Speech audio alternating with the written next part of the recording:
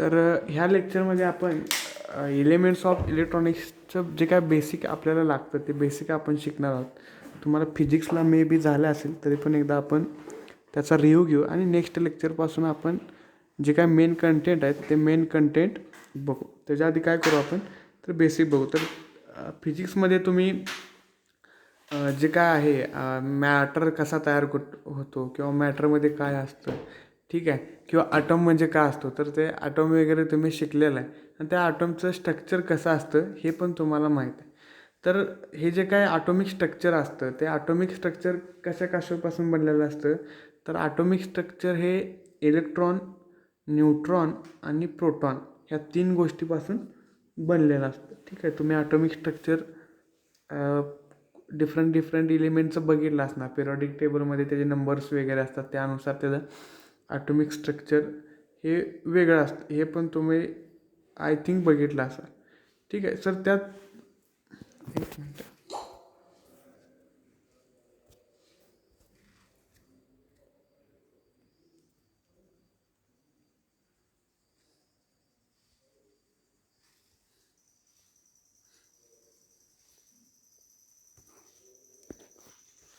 मग आता हे जे काय आता इथे एक स्ट्रक्चर ऑफ ॲटम दिलेलं आहे तर त्यात तुम्ही बघू शकता की सेंटरला एक न्यूक्लियस असतो, बरोबर. तर तो जो काय ॲटम असतो, आता समजा हा ॲटम आहे तर त्याच्या सेंटरला कसा असतो तर न्यूक्लियस असतो. मग त्या न्यूक्लियसमध्ये काय असतात प्रोटॉन, न्यूट्रॉन असतात. प्रोटॉन आणि न्यूट्रॉन मिळून काय झालेला असतो तुमचा न्यूक्लियस बनलेला असतो. त्यानंतर त्या जे काही न्यूक्लियस असतो त्या न्यूक्लियस भोवती काय असतात तर त्या न्यूक्लियस भोवती ऑर्बिट्स असतात. तुम्हाला जर बघायचं असेल तर हे तुम्ही एक सिलिकॉनचा ॲटम आहे, सिलिकॉनचा ॲटमचं स्ट्रक्चर बघू शकता. ठीक आहे, त्याचा ॲटॉमिक नंबर कसा बघायचा असतो तर त्याच्या जे काही हे असतात न्यूक्लियसमध्ये किती प्रोटॉन्स असतात त्यावरती त्याचा ॲटॉमिक नंबर डिपेंड असतो. प्रत्येक ॲटमला काय असतो एक डिफरंट ॲटॉमिक नंबर असतो. त्यानंतर त्यावरून तो काय करायचा असतो आपल्याला ओळखायचा असतो. ठीक आहे, आता इथं जे काय दिलेलं आहे 2, 8, 4 हे जे काय आहे हे नंबर ऑफ इलेक्ट्रॉन्स हे झालं न्यूक्लियस. ठीक आहे, आणि हे साईडचे जे काही सर्कल्स आहेत हे सर्कल्स म्हणजे काय झाले तुमचे ऑर्बिट झाले. हे काय झाले ऑर्बिट झाले. ठीक आहे, मग हे 2, 8, 4 काय इंडिकेट करत असतं तर इथं ऑर्बिट किती आहेत बघा 3 आहेत. 3 सर्कल आहेत याचा अर्थ किती ऑर्बिट झाले 3 3 सर्कल आहेत याचा अर्थ 3 ऑर्बिट झाले. मग त्या पहिल्या ऑर्बिटमध्ये किती नंबर ऑफ इलेक्ट्रॉन्स आहेत, दुसऱ्यामध्ये किती आहेत आणि तिसऱ्यामध्ये किती आहेत हे रिप्रेझेंट काय करतं तर हे 2, 8, 4 करतं. तुम्ही इथं बघू शकता 2 म्हणजे काय तर पहिला जो काय ऑर्बिट आहे त्यात तुमचे 2 इलेक्ट्रॉन्स आहेत. सेकंड तुम्ही बघू शकता 8 आहेत. सेकंड ऑर्बिट जर तुम्ही इथं बघितलं तर किती आहेत 2, हे 2, हे 2, 4, 6 आणि 8 आणि लास्टचा जो काय ऑर्बिट आहे या लास्टच्या ऑर्बिटमध्ये टोटल 4 आहेत. सो हे डिपेंडिंग कसं असतं ऑटोमिक नंबरवरती नंबर ऑफ इलेक्ट्रॉन्स तुमची पहिल्या ऑर्बिटमध्ये किती पाहिजे, दुसऱ्या ऑर्बिटमध्ये किती पाहिजे, तिसऱ्या ऑर्बिटमध्ये किती पाहिजे हे डिपेंड असतं. तर ज्यावेळी तुम्ही ॲटॉमिक स्ट्रक्चर कन्सिडर करताय त्यावेळी त्याचं जे काय बॉन्डिंग असतं म्हणजे त्यानं ह्या सिलिकॉनच्या न्यूक्लियसनं ह्या इलेक्ट्रॉनना कसं बांधून ठेवले हे कशावर डिपेंड असतं तर ह्या न्यूक्लियसपासून पहिला ऑर्बिट जवळ आहे. ठीक आहे, त्या पहिल्या ऑर्बिटमध्ये 2 इलेक्ट्रॉन आहेत तर ह्या 2 इलेक्ट्रॉनला ह्यांचं बॉन्डिंग कसं असणार आहे जास्त असणार आहेत. का जास्त असणार आहेत कारण न्यूक्लियसपासून त्यांचं अंतर कसं आहे कमी आहे. जर तुम्ही सेकंड ऑर्बिट कन्सिडर केली तर सेकंड ऑर्बिटमध्ये कसं असणार आहे तर सेकंड ऑर्बिटमध्ये पहिल्यापेक्षा डिस्टन्स कसा असणार आहे जास्त असणार आहे. याचा अर्थ त्याचं बॉन्डिंग थोडंसं कमी असणार पहिल्यापेक्षा कारण त्याचं अंतर कसं आहे जास्त आहे. आणि लास्टचा ऑर्बिट आहे तो कसा आहे पहिल्या दोन्हीपेक्षा लांब आहे. याचा अर्थ न्यूक्लियसचं आणि त्या ऑर्बिटचं जे काही बॉन्डिंग असतं म्हणजे धरून पकडून ठेवण्याची जी काही क्षमता असते न्यूक्लियसची ती कशी असते सगळ्यात कमी असते. कारण जसं ऑर्बिट वाढतील तसं त्यांचं बॉन्डिंग काय होत असतं कमी होत असतं. न्यूक्लियसपासून जेवढा इलेक्ट्रॉन जवळ तेवढं त्याचं बॉन्डिंग कसं असणार आहे जास्त असणार आहे. हे बेसिकली तुम्हाला बघायचं होतं म्हणून हे आपण बघत आहोत. ठीक आहे, आता इथं खाली म्हणले बघा the proton and neutron makeup the nucleus of the item. म्हणजे न्यूक्लियसमध्ये काय असतात तर प्रोटॉन आणि न्यूट्रॉन असतात. ठीक आहे, आणि त्याच्या सराउंडेडला काय असतं तर इलेक्ट्रॉन्स असतात. हे जे आहेत हे त्या ऑर्बिटमधले काय असतात, इलेक्ट्रॉन्स असतात. The atomic number of element describe the total number of protons in its nucleus.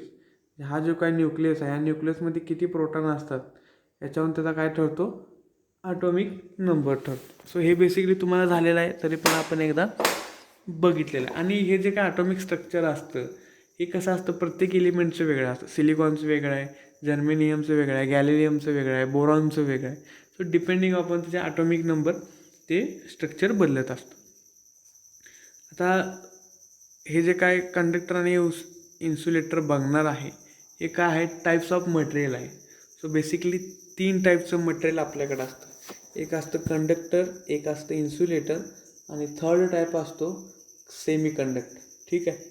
तर कंडक्टर म्हणजे तुम्हाला माहीत आहे, जो तुमच्या करंटला किंवा विद्युतला एका ठिकाणाहून दुसऱ्या ठिकाणी नेऊ शकतो, त्याला आपण काय म्हणतो, कंडक्टर म्हणतो. So in a conductor electric current can flow freely. याचा अर्थ काय, कंडक्टर हे असं मटेरियल असतं जे तुमचा करंट म्हणजेच तुमचे इलेक्ट्रॉन्स एका ठिकाणाहून दुसऱ्या ठिकाणी नेऊ शकतात किंवा नेतात, त्याला आपण काय म्हणतो, कंडक्टर. ठीक आहे.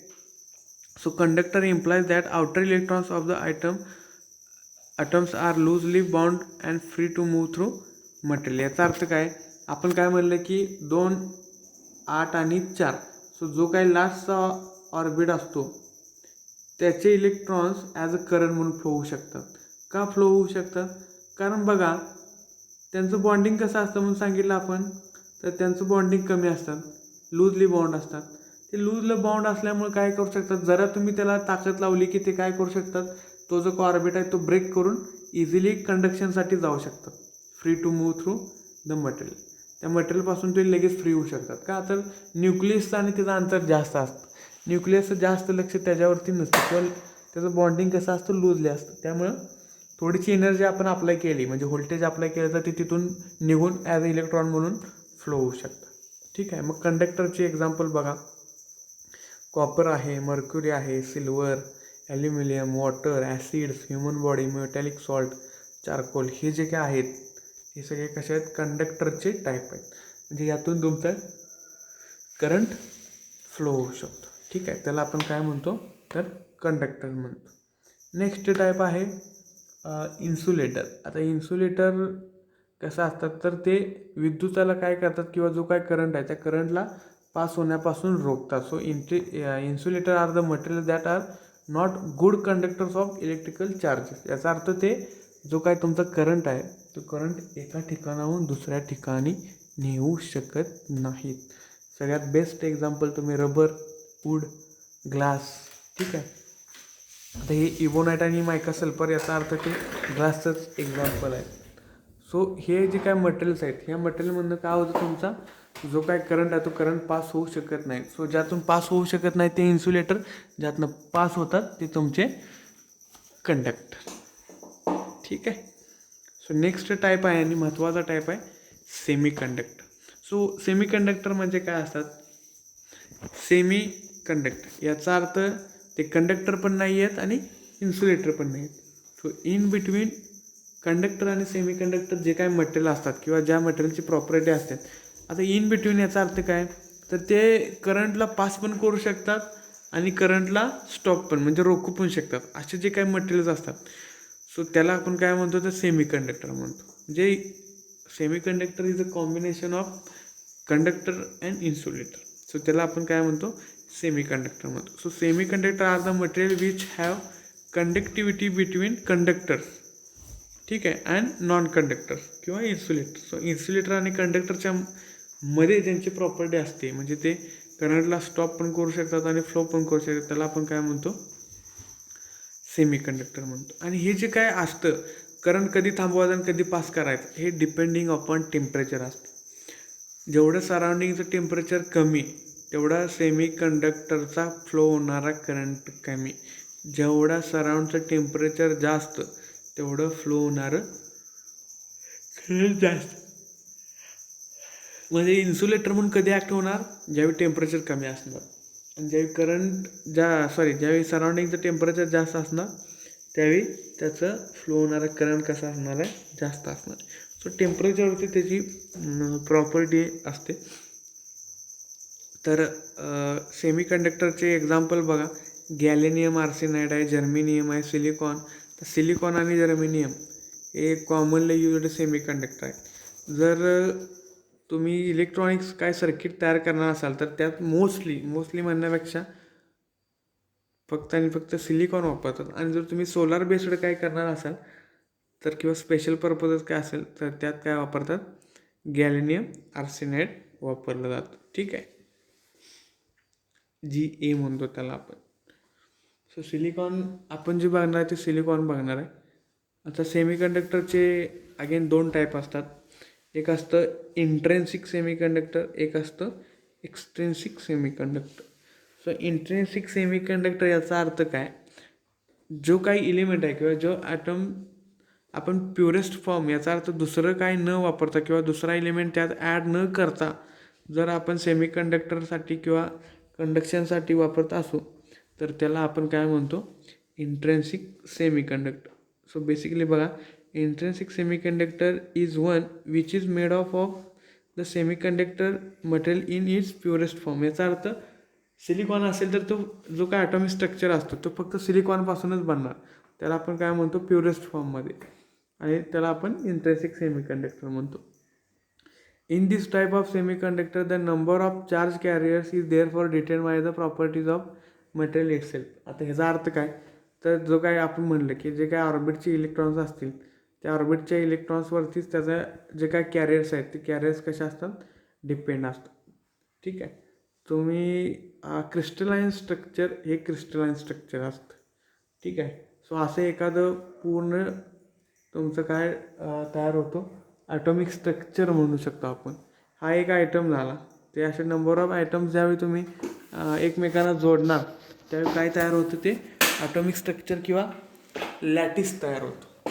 ठीक आहे, तर एक तुम्ही वायर कन्सिडर केली तर त्यात असे नंबर ऑफ सिलिकॉन्स एकमेकांना जोडलेले असे तुम्ही कन्सिडर करू शकता. मग इथे एक एक्झाम्पल आपण मला असे बघितले की सिलिकॉन हा एक सेमी कंडक्टर आहे. ठीक आहे, त्याच्या आउटर शेलमध्ये मग कसं असणार आहे, तर सिलिकॉन असणार आहे. ठीक आहे, सो ते आपण मगाशी बघितलेलं आहे. तर हेच तुम्ही इथं बघू शकता.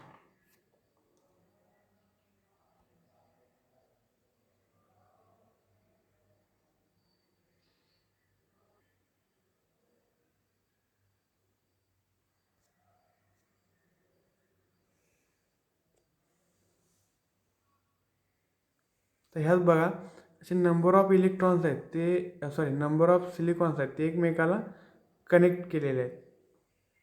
बरोबर. आता इथं 2 कन्सेप्ट आपल्याला बघायचे आहेत. तर ते आहेत कंडक्शन होल्स आणि कंडक्शन इलेक्ट्रॉन्स. आता इथं बघा, सिलिकॉनच्या आउटर स्ट्रक्चरमध्ये किती इलेक्ट्रॉन्स असतात, तर 4 असतात.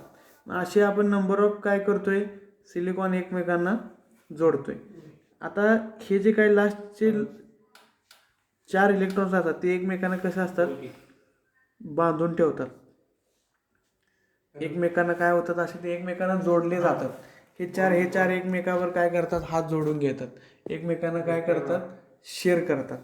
ठीक आहे.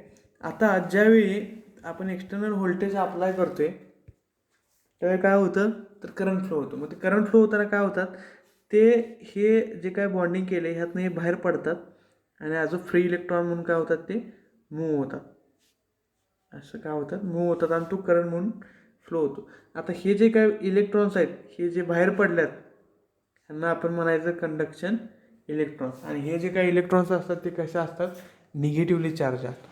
का निगेटिव्हली चार्ज, कारण तो करंट फ्लो करत असतो. ठीक आहे, आणि जिथनं हे बाहेर पडतात तिथं काय होतं, मग पोकळी तयार होते. का तर ते बाहेर गेले. बरोबर, बाहेर गेल्यामुळे तिथं काय होते, जागा त्यांची शिल्लक राहते. त्याला आपण काय म्हणतो, व्हॅलन्स होल म्हणतो. आणि ते कसे असतात, तर ते पॉझिटिव्हली चार्ज असतात. का तर तिथनं बाहेर पडले, तिथनं एक इलेक्ट्रॉन बाहेर पडला म्हणजे तिथे एक लागणार ना. सो लागणार म्हणून काय असतो, तो पॉझिटिव्ह असतो. आणि दिला किंवा गेला त्यामुळे तो कसा असतो, निगेटिव्हली चार्ज असतो. ठीक आहे, सो असं स्ट्रक्चर तयार होतं. ज्यावेळी एखादा इलेक्ट्रॉन त्याचं बॉन्डिंग तोडून बाहेर जातो तर तो निगेटिव्हली चार्ज असतो. आणि तिथं ज्यावेळी तो तोडून जातो, ते जे काही स्ट्रक्चर तोडून बाहेर पडतो, तिथं काय होतं, पोकळी तयार होते. त्याला आपण काय म्हणतो, व्हॅलन्स होल म्हणतो. So holes and electrons are the types of charge carrier. म्हणजे काय, ते करंट फ्लो करणारे कॅरियर्स असतात. होल्स म्हणजे बघा इथे लिहिले व्हॅलन्स इलेक्ट्रॉन्स. जिथून इलेक्ट्रॉन बाहेर पडतो तिथं व्हॅलेन्सी तयार होते किंवा वॅकेन्सी तयार होते, त्याला आपण व्हॅलन्स इलेक्ट्रॉन्स म्हणतो. आणि ते कसे असतात, पॉझिटिव्हली चार्ज. कारण तिथे एक लागणारा असतो, मोकळे झालेला असतो, होल तयार होत. तिथं काय लागणार, तुम्हाला एक इलेक्ट्रॉन लागणार.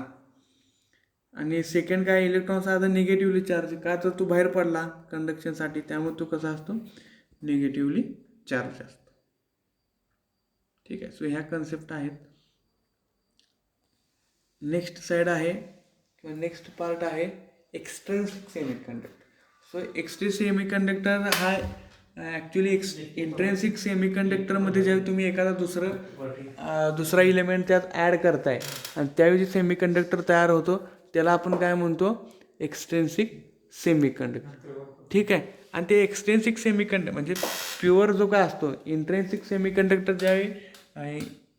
सेमीकंडक्टरमध्ये ज्यावेळी आपण दुसरा मटेरियल ॲड करतो, ते दुसरं मटेरियल ॲड करण्याच्या प्रोसेसला म्हणतात डोपिंगची प्रोसेस. जे मटेरियल आपण ॲड करतो त्याला म्हणतात डोपंट. ठीक आहे. आणि मटेरियल ॲड करण्याच्या प्रोसेसला काय म्हणतो आपण, डोपिंग. आता ज्यावेळी तुम्ही दुसरं मटेरियल ॲड करताय त्यावेळी दोन टाईपचं सेमीकंडक्टर तयार होतात.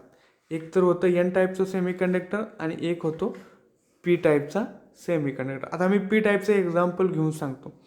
पी टाईप सेमीकंडक्टरमध्ये बघा सगळे सिलिकॉन आहेत आणि त्या सिलिकॉनच्या स्ट्रक्चरमध्ये ॲड काय केले, बोरॉन केले.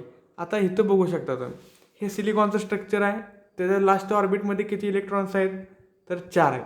आता ज्यावेळी मी बोरॉनचं स्ट्रक्चर ॲड करतो, त्या बोरॉनच्या स्ट्रक्चरमध्ये आउटर शेलमध्ये असतात 3 इलेक्ट्रॉन. काय होतात, 3 इलेक्ट्रॉन. मग आता हे जे काय ॲटॉमिक स्ट्रक्चरमध्ये मी बोरॉन ॲड केलं, आता इथं कसं असतं, आपण काय म्हणलं मग अशी एकमेकालाही शेअर करतात. म्हणजे हा इलेक्ट्रॉन ह्या इलेक्ट्रॉनला शेअर झाला, हा याला शेअर झाला, हा इलेक्ट्रॉन हा इथल्या बोरॉनबरोबर शेअर केला. आता हा एक मोकळा काय झाला, राहिला, किंवा इथे एक पेअरिंग करायची राहिली, बरोबर. का तर एक शेअरच झाला नाही ना. इथं बघू शकता तुम्ही, हा इथं बरोबर एक इलेक्ट्रॉन काय राहिला, मोकळा राहिला. का तर तिथं शेअरिंग करता आली नाही. तर त्याला आपण काय म्हणतो, तर तिथं काय होतं, होल तयार होतं. का तर तिथं एक इलेक्ट्रॉन लागत होता, तिथं एक इलेक्ट्रॉन नाही आहे. सो त्यामुळे काय होतं, तिथं पी टाईप ऑफ सेमीकंडक्टर तयार होतं. तिथं बघू शकता आहे का, या बोरॉनच्या आउटर शेलमध्ये 3 आहेत. त्यात ह्या सिलिकॉनबरोबर त्यानं काय केलं, शेअरिंग केलं. बट ह्या शेअरिंग होत नाही आणि इथं काय नाही आहे, एक इलेक्ट्रॉनच नाही आहे त्याला शेअर करायला. सो तिथं काय झालं, मग एक गॅप तयार झाला, त्यामुळे तिथं काय झालं, होल तयार झालं. अशा सेमीकंडक्टरला आपण पी टाईप ऑफ सेमीकंडक्टर म्हणतो. नेक्स्ट आहे एम टाईपमध्ये पी म्हणजे अँटीमनी वगैरे असे जे काय आहेत, हे जर मी ॲड केले तर त्यांच्या आउटर स्ट्रक्चरमध्ये 5 असतात.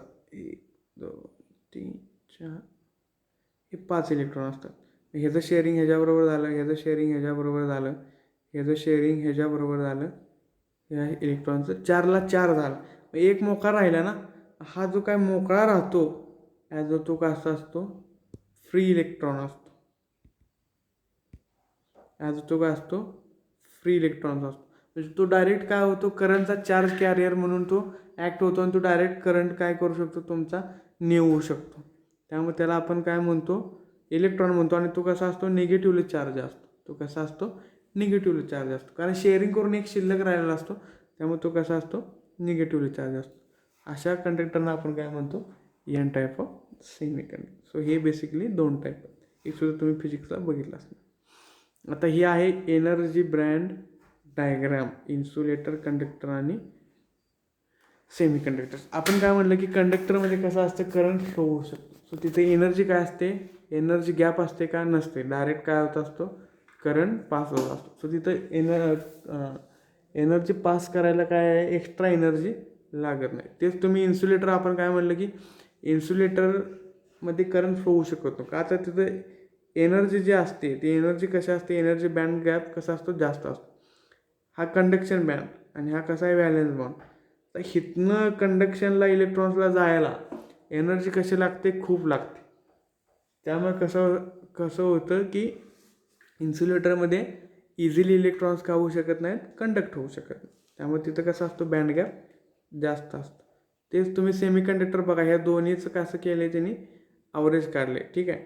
सो इथं थोड्याशा अमाऊंटमध्ये तुम्ही एनर्जी अप्लाय केली म्हणजे कंडक्टरपेक्षा कमी, इन्सुलेटरपेक्षा पण कमी, दोन्हीच्या ॲव्हरेजपेक्षा ज्यावेळी तुम्ही कमी करताय त्यावेळी तिथं काय होतं, इलेक्ट्रॉन्स इझिली पास होऊ शकतो. त्याला आपण काय म्हणतो, सेमीकंडक्टर म्हणतो. ह्या बेसिक कन्सेप्ट आहे, तुम्हाला झाल्यात. फक्त आपण याचं काय घेतलं आहे तर ओव्हरव्ह्यू केलं. ठीक आहे. नेक्स्ट लेक्चरला नेक्स्ट पॉईंट बघू.